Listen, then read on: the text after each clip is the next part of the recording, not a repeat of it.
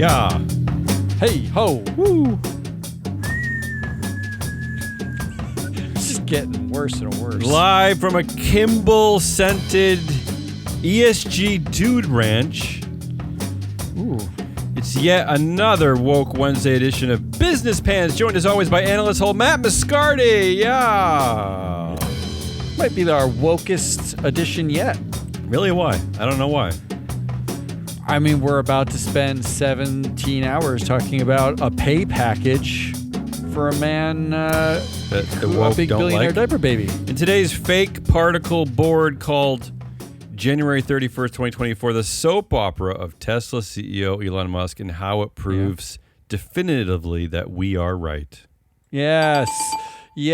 How many? Like, there's so much that we're right about all the time. Speaking of which, our show today is being sponsored by Free Flow Analytics, the only ESG data platform to measure real board influence and diversity power gaps. Listen to that crowd. They not only do they love free float analytics, but they love that we're right. Before I get into the big story, the one data point I have been saying over and over and over again since we launched our platform, I don't even know when we did that, last summer, was... we launched the platform in July and the podcast 4 years ago. Was this, well, the data point that I'm referring to, though, is relatively new for us, is this, that there's no other enterprise, no other research organization, no other data provider, no other ESG, whatever, who cares? Nobody else quantifies the power of board members accurately. Everyone knows that Elon Musk is a dominant figure, in control, a dictator, blah, blah, blah, but we are the only ones who provide quantitative proof of that fact by setting an actual number on it with methodologies behind it. We're not just Strive Asset who just hates women. We have a methodological approach behind it, and it says in our database, again, this is not a political stance. This is just analyzing the data and articulating that set of data, which is that Elon Musk controls 70% of board influence at Tesla. That's it. Yeah. It's not an agenda.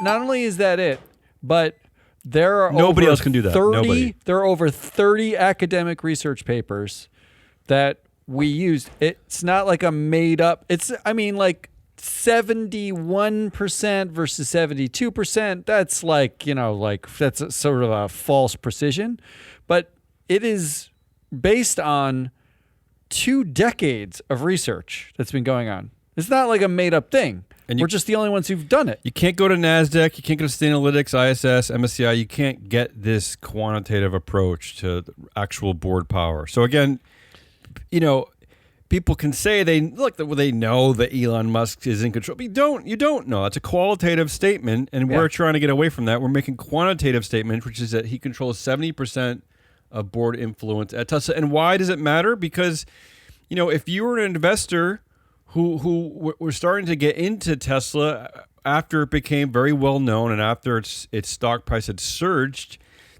you might have some concern in the long term that this board is controlled by a single entity.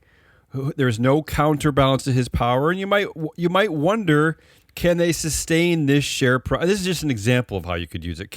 Can this company sustain its share price when there's clearly one lunatic CEO in charge who there are no checks and balances, and he also runs 7 other companies, right? Well, it's also fascinating to find out things like, and we talk about it all the time, but you might think that the CEO of a company is the most powerful person at the company, but sometimes it's totally not true. That's true. In Walgreens' case, Stefano Pessina is the most powerful person at the company, drives out Roz Brewer, and you'd think that Roz Brewer as the CEO would have been the most powerful, but you can quantify it. That's the point. And we're about to, because there's more? I thought that was the show. Chancery Court. All right, let's get to it. Let's get to the Let's get to the top story. Wrote our story. Here's the headline: Judge voids Elon Musk's $56 billion Tesla compensation package. I mean, there used to be the day not too long ago when we saw $56 million pay packages, and it was pretty shocking. I mean, That is shocking. It's a shocking It's amount of still money shocking. for one individual. Of course, it's still shocking. So that's Delaware. You just referenced this, Matt. Delaware Chancery Court Chancellor. I like that.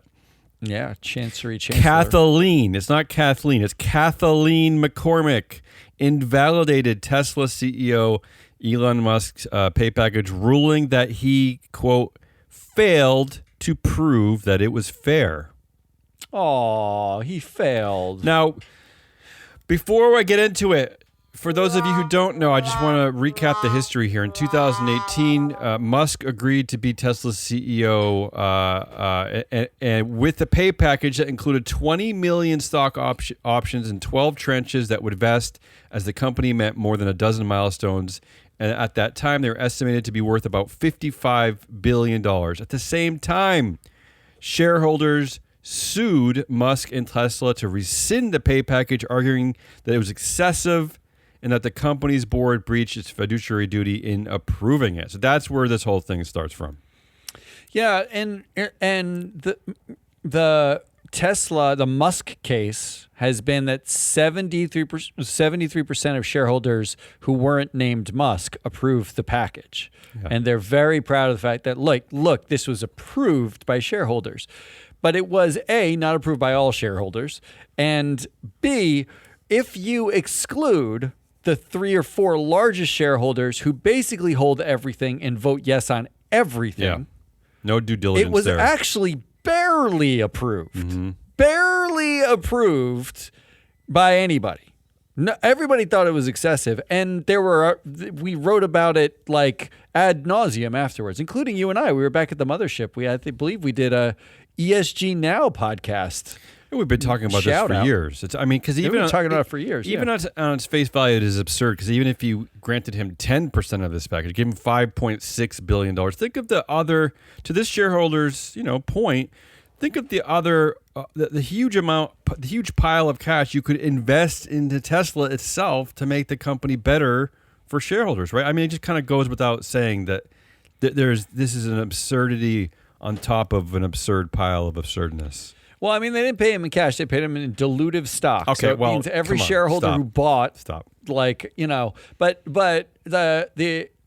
ripple effect of this order is going to be fascinating. Before we even get into the quotes, because Tesla's this package, for all of the Musk innovations, this pay package might have been his biggest lasting innovation, his biggest contribution to greedy greedy corporate tech bros. Yeah.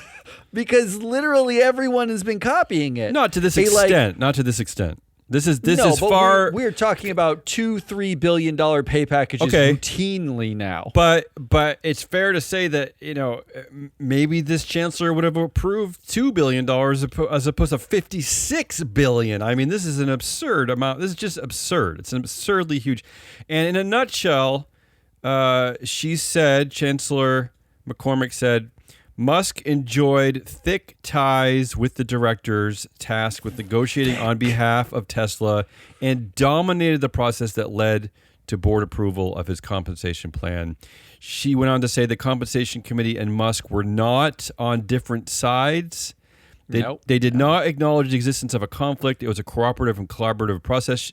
She even went on to say that he dictated the timing of the process, making last-minute changes to the timeline or altering substantive terms immediately prior to 6 out of the 10 board or compensation meetings during which the plan was discussed. So, again, why do I say that? Because it goes right back to that number that I started the show with, that 70% influence number. When you hold that much influence at a company, shareholders should be warned that they can pretty much dictate the entire proceedings, right? Do we want to get deep? I want to get deep into. It's a 200-page decision. 200-page, yeah. I have some selected quotes here. So you tell me what you want to do. You have something to say? You want me to read some quotes?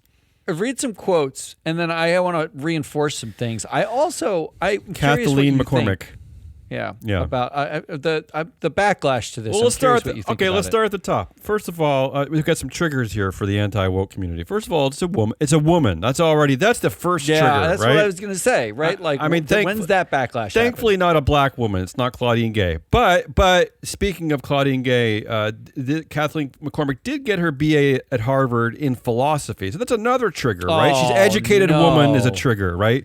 Also. On a weird coincidence, this is from the state of Delaware, and despite being the place where you incorporate because it benefits corporations over everybody else. Yeah, literally. That's where everyone incorporates. Yeah, that's why. It happens to be the home of course, of President Joe Biden. So this is another part of the conspiracy theory here.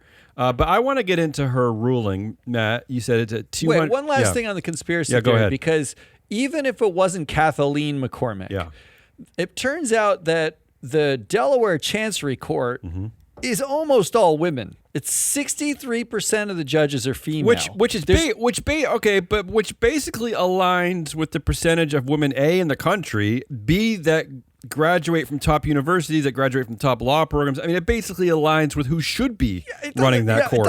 It doesn't matter if it aligns with reality. it matters. That's the meritocracy, right? Musk is now saying that he wants to move to either Nevada or Texas to reincorporate because he hates Delaware because suddenly hates Delaware. I guess they're woke, right? Yeah. Which Delaware, everyone goes there not because they're a blue state or a red state, but because they are the most lenient tax jurisdiction in the entire country for corporations. But in Texas, it turns out that the Texas Supreme Court, Texas just announced a business court that it is constituting in September of this year with judges to be appointed by the governor, which means it's going to be a giant red state, bloodbath of governorship appointees. But the Texas Supreme Court, which is the highest court in Texas, is 3 women, one of which is a twofer. It's the only person of color on the entire Supreme Court, and 6 white guys. Oh, that's better. Right? So the meritocracy might apply in Delaware, but it certainly doesn't necessarily apply in Texas. And does this mean, is the ripple effect, literally every billionaire diaper baby just moves their companies wherever anyone will let them have a temper tantrum and do what they say? Well, first of all, shareholders do have to approve this, but as we pointed out over and over and over, shareholders don't seem to care. They don't seem to do their due diligence. And we can get into that next. Yeah. I will say Give me some quotes. I will say it is important what you're. It sounds like you're flippantly pointing something out about the makeup of these courts, but when you look at Elon Musk's Twitter feed this morning, I kid you not, it is half posts about this case, right? About threatening to move and putting up polls like, should I move to Texas and blah blah blah blah blah. And notice he's saying paraphrasing it, should he do it? Should I? I mean, this is a shareholder decision, right? Yes, it's not his company. His company. Yeah. That's right. It's not his. But the other feeds that he is obsessed with, at least this morning, I didn't do a deep dive, thank God, into all of his posts. But today, in the last 24-hour period, is post after post after post of the illegal immigrants coming to take over America. It is all about like basically like scaring white Americans about brown people coming. It is post after post he's doing this. So I think you're right to point out the makeup of the court in Texas, because clearly he thinks that America is represented by a certain thing and it should stay that way, and it should stay that way because it supports him, blah, blah, blah, blah, blah. I mean, mildly tangentially, the border deal that the Republicans were asking for, the Republicans then killed because Trump told them to, so that he could campaign on it. But that all happened, right? Yeah. They censured the guy who came up with the thing. That notwithstanding, right? His reactions to this are comical on their face, given that the only reason why he had 28% or 26% of Tesla shares at the time after he got paid this. It was 20. I think it was 21% at the time. 21%, right? Well, now he's asking for 25% of Tesla because he spent all of his money to buy Twitter, and he's holding the same shareholders hostage again. Matt, this is a man worthy. He does not have enough control over the company that gave him a $56 billion pay package. I mean, how much control is not enough control? You own 70% of the influence. Everybody on that board does exactly what you say, and they're getting sued for it. All right. At what point do you say this is absurd? Do you have any court highlights music you can play for me? I'm going to read some of Kathleen McCormick's some from her 200-page ruling. And I'm going to honor her because, again, she has her BA in philosophy, and she's clearly a good writer. And she spent some time on this, so I want to honor her by reading a few quotes. Here we go. In the final analysis, Musk launched a self-driving process, recalibrating the speed and direction along the way as he saw fit. The process arrived at an unfair price, and through this litigation, the plaintiff requests a recall. Oh, how about that? Yeah, there's a lot of puns. I mean, this is like Tesla punnery. How about this one? Delaware courts have been presented with this question thrice before. When more adroit judges found ways to avoid definitively resolving it, this decision dares to boldly go where no man has gone before, or at least where no Delaware court has tread. That's a Star Trek reference there. Yeah, but how fast before Fox News picks up on no man has gone before and it's a female judge? Colonizing Mars. Again, this is all verbatim from the hearing, from the ruling. Colonizing Mars is an expensive endeavor.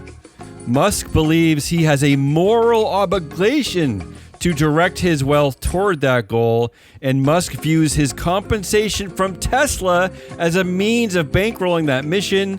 Musk sees working at Tesla as worthy of his time only if that work generates additional economic resources that could be applied to making life multiplanetary. So, if you were an investor in Tesla, you're hoping the company makes cars. But what you're finding out is that Tesla is just Elon Musk's bank account to go to Mars. Tesla and Musk are intertwined almost in a Mary Shelley, you are my creator sort of way. Mary Shelley, the writer of Frankenstein. As Kimball explained, Tesla created Elon Musk's persona, and Elon Musk's persona is attached to Tesla. Musk is Tesla's public face, and he describes Tesla as my company. Mine. It's mine. Give it back. And to your point that you mentioned earlier, Matt, she says, in addition to his 22% equity stake, Musk was the paradigmatic superstar CEO who held some of the most influential corporate positions, CEO, chair, and founder, enjoyed thick ties with the directors tasked with negotiating on behalf of Tesla, and dominated the process that led to board approval of his compensation plan. At least, I like this. At least as to this transaction, Musk controlled Tesla. And again, we have the only quantitative proof of that fact in our data set. So he controlled 70% of the board influence. And as I mentioned before, she says, put simply, neither the compensation committee nor the board acted in the best interest of the company when negotiating Musk's compensation plan. In fact, there is barely any evidence of negotiations at all. So, wow. I mean, this is just like, I just took 6 selected highlights here. But there's, again, 200-page ruling. I love it. Well, so I have some more for you. Go ahead. And then because after you do that, we'll get to, I want to get a little bit to Musk's response on Twitter and how some of his fans responded to that. Yeah, go ahead. So inside the 200 pages, which I read about 150 of before the Good show. For you. Because I don't know why, but it was just fascinating to me. She has a whole section on the names of and backgrounds of the board members that we're talking about. Yeah. I think part of the problem is when you buy a company, you have no idea like who basically runs the company. You might know the CEO's name. You definitely don't know like the COO or the chief marketing officer's name. And no one can name a single board member who is, if you're an investor, you elect those, right? Those are your representatives. It would be like you live in a state in the United States and you have no idea who the governor is that you elected, who your reps are in Congress. Well, that might be true these days, which it would be stupid, but it's possible. So a lot of investors are like that, but she names them all. And here is a quote on why the board matters. And this is right. She basically is writing the free float mission statement. Yeah. And you mentioned Musk has extensive ties with the persons tasked with negotiating on Tesla's behalf. He had a 15-year relationship with compensation chair Ira Ehrenpreis. The other compensation committee member placed on the working group, Antonio Gracias, had business relationships with Musk dating back over 20 years, as well as the sort of personal relationship that had him vacationing with Musk's family on a regular basis. Yeah. The working group included management members who were beholden to Musk, such as General Counsel Todd Marin, who was Musk's former divorce attorney, whose admiration for Musk moved him to tears during his deposition. He cried in his deposition because of how much he loves Musk. And she goes on to say, Marin clearly viewed himself as on Musk's side. Given the collection of people tasked with negotiating on Tesla's behalf, Tesla, reminder, Tesla's behalf is not Musk's behalf. No. It is the shareholders who own Tesla. It is unsurprising that there was no meaningful negotiation over any of the terms of the plan. Yeah. And look, and I should say to all the people who, for those of you who don't listen to our show religiously, and shame on you, we have pointed out this very thing, these very relationships several times over the past years. Right? James Murdoch vacationed with Elon, independent director James Murdoch, son of Rupert Murdoch, Fox News and all that, vacationed with Elon Musk. He went to Kimball Musk's wedding. Family vacations. He and Ehrenpreis were both at Kimball's wedding, and Ehrenpreis invests in restaurants. In fact, she goes, by she I mean Judge McCormick goes person by person through the board and outlines how the people matter here. Well, she probably listened to our shows. Including how they don't, because the one woman of color on the board, Johnson, she was added by Gracias, and she's the only person on the board who everybody was hugely enriched by their time on the board. Denholm's net worth is almost entirely, she's the chair of the board, almost entirely because of Musk. Gracias made all of his money on Musk companies, was a vendor to Tesla. They holiday every year. Buss, another one of the directors, owed 44% of his total net worth to Musk, despite them having no prior relationship. The only person who didn't get rich was the black woman. That's not an exaggeration. And this is a woman we've talked about many times in the past. This is Linda Johnson Rice, and she is the only woman who has some kind of a moral, ethical code, because she actually walked away from the Tesla board. She left the board. She's the one who left the board. Yeah. So these people 100% matters, but you know what doesn't matter? Some of the governance data points that exist all over like ESG ratings and ESG conversations. Right? And that's why that's part of the reason why we created our data set. And here's a quote, because Judge McCormick lays it out. The defendants also point to the duration of the process, 9 months, and the number of board and committee meetings, 10, as evidence that their process was thorough and extensive. The defendant's statistics, however, elide the lack of substantive work. Time spent only matters when well spent. She basically said the data points that we have, which are they met 10 times and they have a committee and a working group, are pointless. They're stupid. Well, that's not how you should measure this. I will say it is one of the great limitations of the disclosure. We have some pretty robust and great disclosure here in the U.S. Like compared to other countries, there's a fair amount that public corporations should disclose in their annual proxy statements. But one area where we're far behind Europe is these meetings, these stupid committee meetings, right? Because in Europe, they take the time to actually outline most companies, not all of them, but the bigger companies, they tell you what they talked about at the meetings. Here it's basically just the compensation committee met 7 times. End of story. Well, the amazing part about this is, as part of the court case, right? They have discovery, so they have the minutes of the meetings. Right. And the first meeting of the compensation committee to discuss the grant for Musk, they didn't. They said that she said there was one sentence about compensation. Compensation didn't come up at the compensation committee meeting. That was that. So wow. She points out very methodically. Yeah. How there was a working group that was led by a man who loves Musk and works effectively for him, who put together the whole package, and it was a foregone conclusion. In fact, they even name some of the investors that they consulted with the package, who gave them notes, right? Which was fascinating to me because, like, the investors are not BlackRock, Vanguard, State Street, Fidelity, the large, passive investors. It's Bailey Gifford, it's Prime Cap, it's Jennison. It's a bunch of investors who are much more aligned with Musk, right? Like they're starstruck.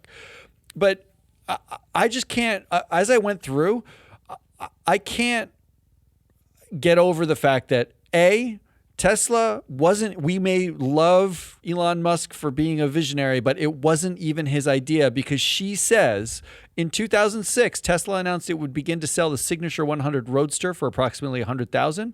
By August 2007, Tesla had pre-sold a bunch of the Roadsters, which became available in 2008, the same year that Musk became Tesla's CEO. Yeah. He wasn't even the CEO for the build of the first cars that Tesla rolled out. That's what's fascinating about this, and why this case is important beyond just sort of the actual facts of the case. Because she in the report, she mentions that Kimball Musk. Matt, we've had this whole conversation. You didn't even point out that his brother is on the board. You didn't even need to, right? Because the board is so compromised that you don't even have to mention that. But yes, Kimball Musk is a director on this board, and she is wise to point out that, to quote him, he says, Tesla created Elon Musk's persona, and Elon Musk's persona is attached to Tesla. And that is part of this weird story of Tesla, right? Is that despite the fact that everybody thinks that he's the founder, he's not.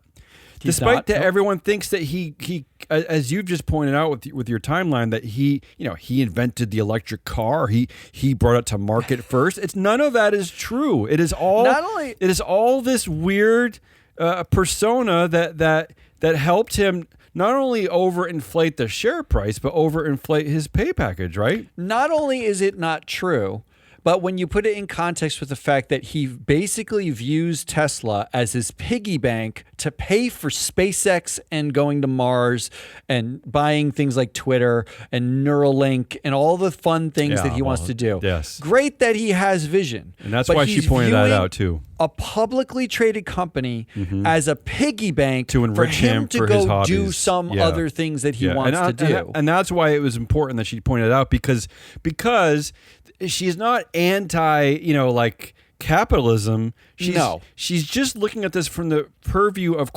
a corporation, right? And what is their the idea? Role? Exactly. The CEO's role is not to enrich themselves for whatever you do. I don't care if you're planting trees in Botswana, but that's not really the point of your role of a corporation, right? That's publicly held by shareholders. And she specifically points out, because this is why fake public companies we decry all the time. She says, quote, the defendants maintain that the plan is an exceptional deal when compared to private equity compensation plans, but they did not explain why anyone would compare a public company's compensation plan with a private equity compensation plan. That is correct. A little bit more on Linda Johnson Rice. I want to point out that Business Insider reported earlier this year that the reason why she left the role as director at Tesla is that she was concerned about Elon Musk's drug use. Okay. Yeah. And that she asked the board to investigate it, and of course the board ignored her. So again, this is just sort of another like part of the story of why it helps to have an independent board. And here's in the end to wrap up this segment, because it was so great reading the wrap it up, and then decision. I want to quickly touch on some of the things I found on Twitter, and then we'll move forward.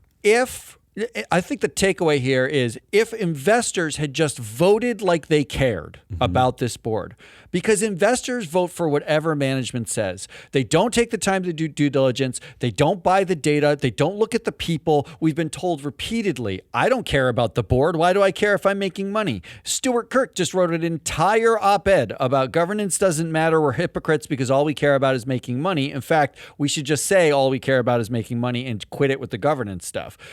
If anybody took 8 seconds to look at this board, you could have avoided 1,700 trial exhibits, 9 live testimony, 4 expert witnesses, and 9 fact-based witnesses, video testimony from another 3 witnesses, depositions from another 23 fact-based witnesses and 5 expert witnesses, and 255 stipulations of fact, a 200-page document detailing every little detail of the process it took to make the richest man in the world the richest man in the world, such that he is controlling satellites that he can turn off in the middle of a war if he doesn't think about it. He can spew anti-Semitic whatever he wants. He can buy, full social media sites and dismantle them, do whatever, build them so that they just amplify his voice. He can, as an immigrant, he can scaremonger other immigrants coming into the country. The only way investors get themselves in this position, if he doesn't get a $55 billion pay package, none of this is true. Well, if investors had looked at the board and said, your compensation committee sucks, vote all of them out. I will say that the only compelling part of the argument against this is the fact that that 81% of all shareholders did vote for this, and that includes 73% non-insiders. It is their role to do their due diligence and to learn a few things, and also that's the only kind of compelling argument against this, right? Shareholders did, in fact, although I will say these are not. The say on pay, like at all U.S. companies, was not binding. So they could have even voted this down, and it might not even mattered. It wouldn't have mattered, right? But that's the only thing that you can say here. I will say this, right? It's not too late.